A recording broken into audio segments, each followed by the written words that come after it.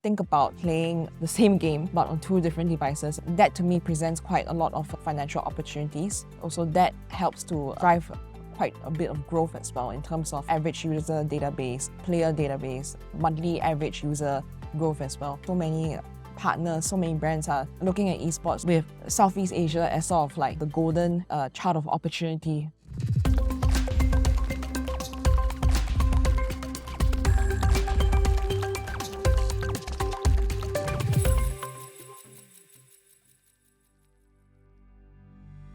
Statistics from Fortune Business Insights indicate that the global esports market was valued at 1.45 billion USD in 2022, and it's projected to grow to 6.75 billion USD by 2030. How will this be made possible? Joining me on Teatime Tuesday to discuss this rapid growth is Kelly Chiew, Head of Public Relations at Moonton Games. Hi Kelly, welcome to the show. How are you? Thank you for having me. I'm so happy to be here. Now let's dive right in. Kelly, the esports industry has witnessed tremendous evolution. What's been behind this explosive growth from a financial perspective? I think what really fueled the trajectory for esports is actually pandemic COVID-19 that actually happened 2-3 years back. That actually forced a lot of people to stay at home. And when you are at home, bored, restless, you kind of need to find other forms, other ways, other alternatives of entertainment as well. When it comes to gamers, a source of that medium is called eSports. So eSports is essentially watching competitive gaming online. It's very, very easy to actually run an eSports tournament online without much offline physical help. What you just need to do is set up a very, very good online broadcast system, have your players there, and you can just do a show match in a matter of minutes. And because of that, that led to greater interest, greater rise, especially when people were staying at home. There was also nothing much for just about anyone to do other than gaming. It turned casual gamers into hardcore gamers. It also turned casual viewers into more hardcore fans of esports tournaments. And that is the number one major reason that led to the huge rise of esports, not just in viewership, but in a financial sense as well. Esports leagues and tournaments are very popular nowadays, and sponsorships and brand partnerships are part of the reason. How do these collaborations fuel the industry's financial growth? Obviously, when everyone was hit by the pandemic, more and more brands actually, we saw from our perspective, were reaching out to us because they obviously couldn't get any billboard ads. Any physical ads would sort of be quite having, I would say, like very low physical footfall happening back then. It made sense to just do everything online instead. We have seen many brands, be it endemic or non-endemic, hop into the esports platform as a way to reach out to Gen Zs, millennials, even people who some people like to call or coin them boomers. It's quite interesting as well because they have also been watching esports more. With this rising interest and huge growth fueling the whole industry, fueling the whole sector, and also with the rise of other gaming extensions such as like peripherals, online payments, platform providers, etc. All of this slowly fueled the system. It was sort of like, I would say, part of the foundation. And then afterwards, interest from non-endemic brands, lifestyle brands, food brands even. We work together with KFC over in the Latin America market as well, with Burger King to launch a collaboration whereby if you bought like a Burger King set, you'll be entitled to a bunch of in-game items as well that you can use for your Mobile Legends account. How about game developers and game publishers who are also key players in the esports ecosystem? How is the industry's growth going to affect their financial outlook, success, and what are the implications with regards to job opportunities and the economy at large? I am honestly still quite confident in the growth, especially when it comes to Southeast Asia in particular. One person alone has definitely more than 2 mobile devices. Think about playing the same game but on 2 different devices. That to me presents quite a lot of financial opportunities. Also, that helps to drive quite a bit of growth as well in terms of average user database, player database, monthly average user growth as well. Many of the brands, many of our partnerships fueled by this desire by this growth, by the sheer amount of users that we have alone. Over 1 billion installations, 100 million players, active players actually, each month. With that in mind as well, that's also part of the reason why so many partners, so many brands are looking at esports, looking at us right now, with Southeast Asia as sort of like the golden child of opportunity, because there are many casual players getting more hardcore now these days, and especially we are seeing the rise of female gamers. So it's quite interesting.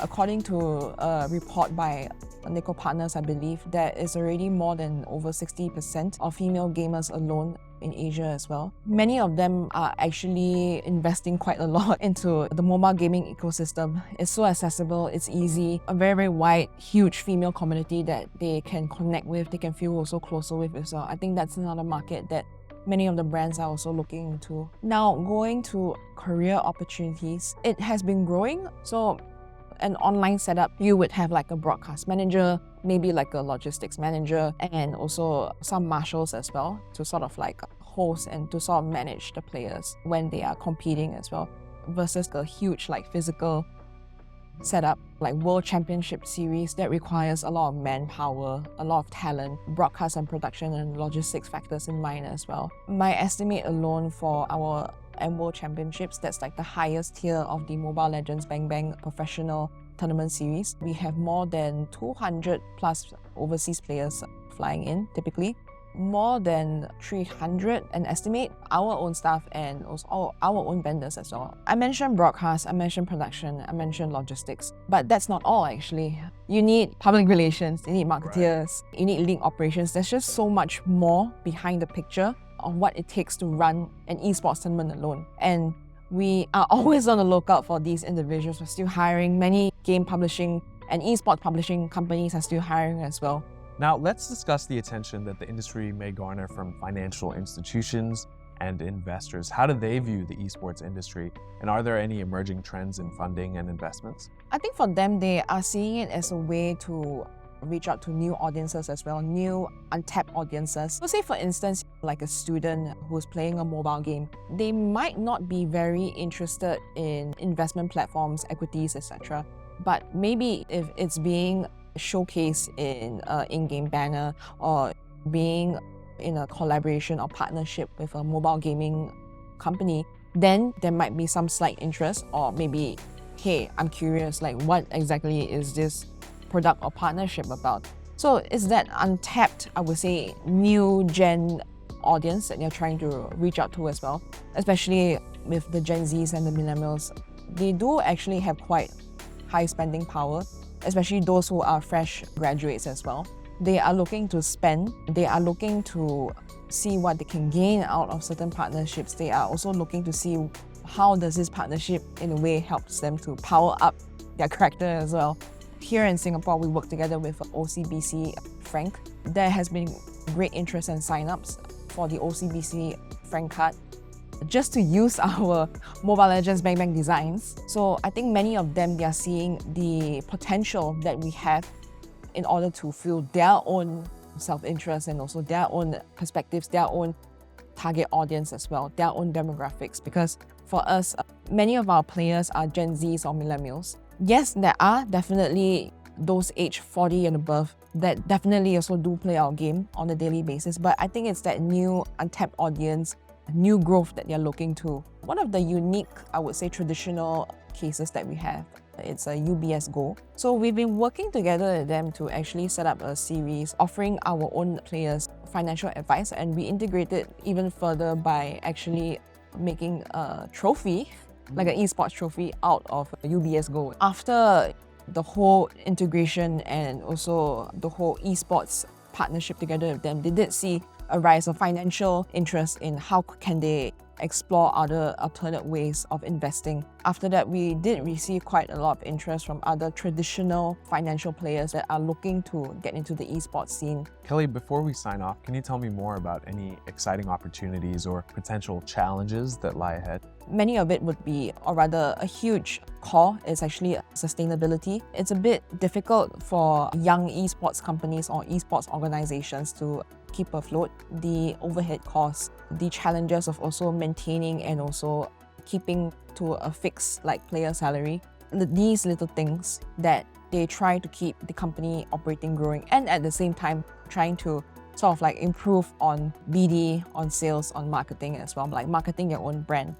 Because the industry in a way is still so young, especially in Southeast Asia, not many of them have the right expertise or the right direction of growth. I think it will take quite a while for us to reach to that mature level of where we actually should be in terms of financial growth. Many of them are still looking and also especially seeking for mentorship as well. More importantly, at the heart of it all, grow your own company. A company is also not just solely based on earnings from esports tournaments. It's also based on other factors as well, like sponsorships. These are things that esports companies are still learning even. A majority of them are less than a decade old. They're still in their learning leg, developmental phase that we're going through right now. But on that note, in terms of opportunities, as I mentioned before, there's just so many to explore as well. In this current developmental phase, we are also still trying to educate the audience, educate our brands, educate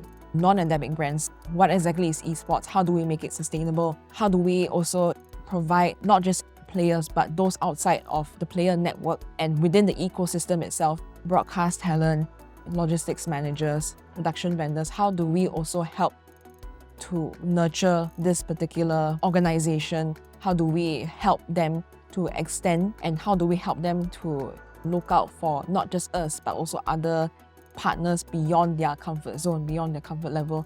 I think to me, it's all about exploring, all about also trying to discover what other avenues and possibilities can you tap and dip into with esports. And there's just so many ways of online integration as well. Now we have AI as well, and that's something from our end, we're kind of still exploring it, tinkering around a bit, but I think there is just so many untapped possibilities, and it's all very exciting for us. Absolutely. Through technological advancement, the increasing popularity of esports leagues and tournaments, I definitely see an exponential growth in this industry. Kelly, thank you so much for joining us, for sharing your insights with us, and maybe we can discuss esports in the future once again. Great. Thanks, Kelly. Thank you.